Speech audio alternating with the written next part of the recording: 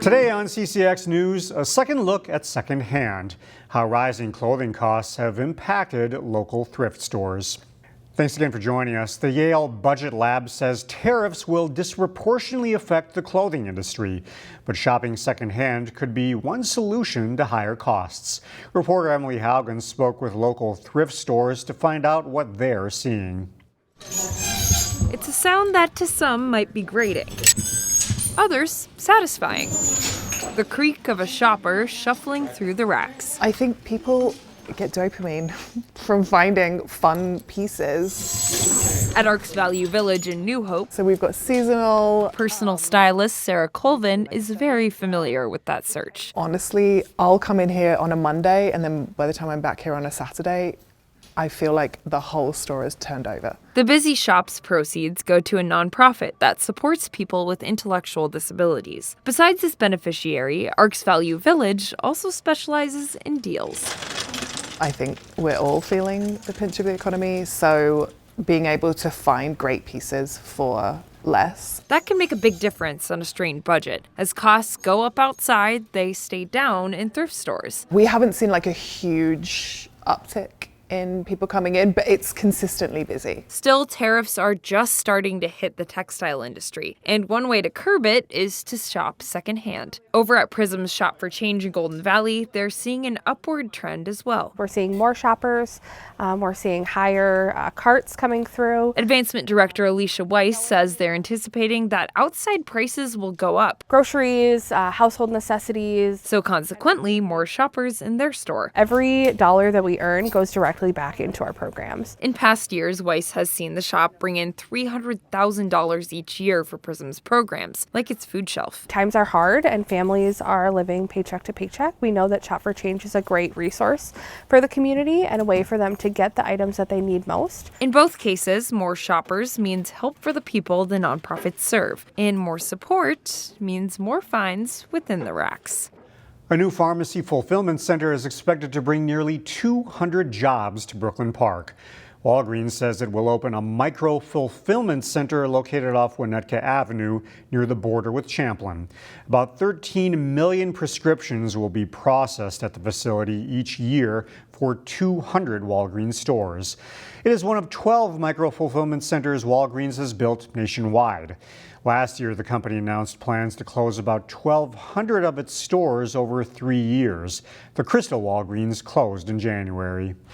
The furniture store's push for a much larger sign is receiving opposition. Furniture Manor is located off of County Road 81 in downtown Osseo. About a year ago, the owner asked the city for permission to expand its signage. He says a larger, modern sign is needed to bring in customers. The proposed new sign would be 30 feet tall, significantly larger than what the code allows for. The Osseo Planning Commission recommended denial, but the City Council has the final say. About 2,000 students in the Osseo School District will be headed to new schools starting in the fall of 2026. The Osseo Area School Board has approved new attendance boundaries for its elementary and middle schools. District officials say demographic changes were a main factor in the move. Student populations in Maple Grove have increased. With a new school under construction, the district says it needed to make adjustments. The district has a search tool to find where your student will go. We have a link at ccxmedia.org. May is Asian American, Native Hawaiian, and Pacific Islander Heritage Month. And to celebrate, Champlin Park High School puts on an event where students can showcase their diversity. This holiday weekend, we meet a student from Champlin Park's Hmong Club who hopes to leave a lasting legacy.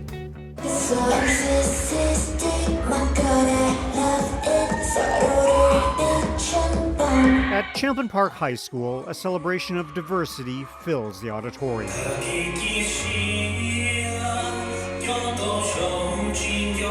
These performances are part of the school's third annual Asian American, Native Hawaiian, Pacific Islander Showcase, organized by Champlin Park's Hmong Club. It is a lot of work, but then when it is up there on stage now, you're kind of just proud and you're happy that, oh, it's actually coming alive. Kylie is one of the organizers and founders of this event. It's a way to honor the school's Asian community and keep their cultural traditions alive. They want to showcase that it's not dying. It's still within our identity in our culture. Champlin Park has nearly 3,000 students, 16% of whom are Asian. Kylie says it's important for students to feel a sense of belonging in a school that big.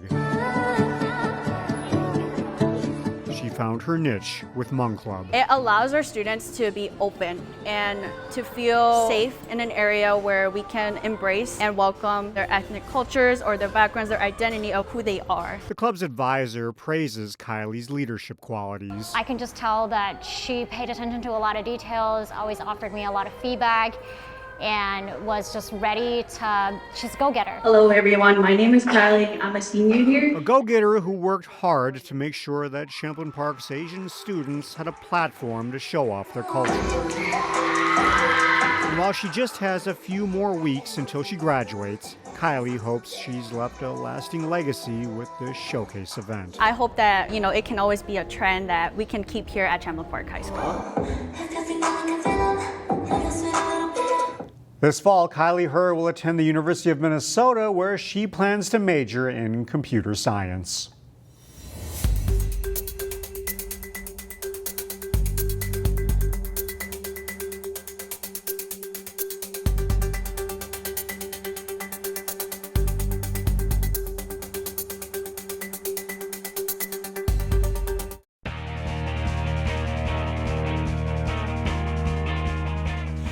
The Wayzata baseball team is looking to reach the state tournament for a second straight year.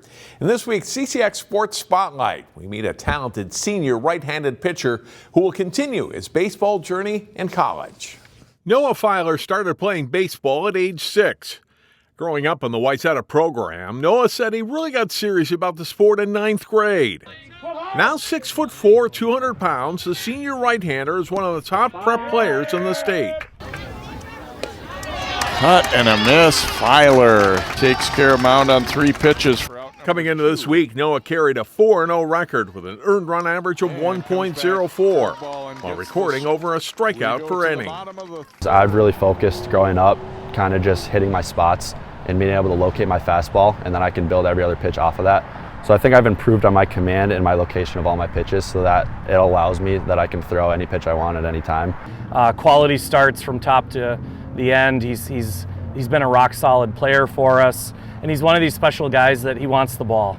And so when the game is on the line, or if it's an important step forward for our program, he's the one asking for the ball, and he wants to lead. My teammates have helped me out a lot. They've made great plays. My catcher, Cruz, he's been awesome this year. I feel like I've really done well, and my teammates and my team around me and my support staff around me, they've all helped me put together the season I'm putting together so far right now.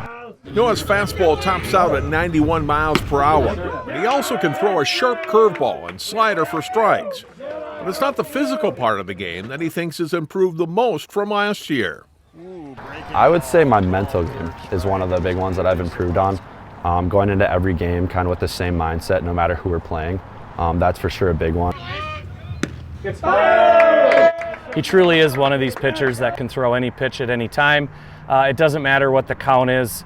He can move the curveball around, whether it's 2-0 or 2-1. And so, as a pitching coach calling pitches, it's been a lot of fun knowing that we can really throw anything at any time.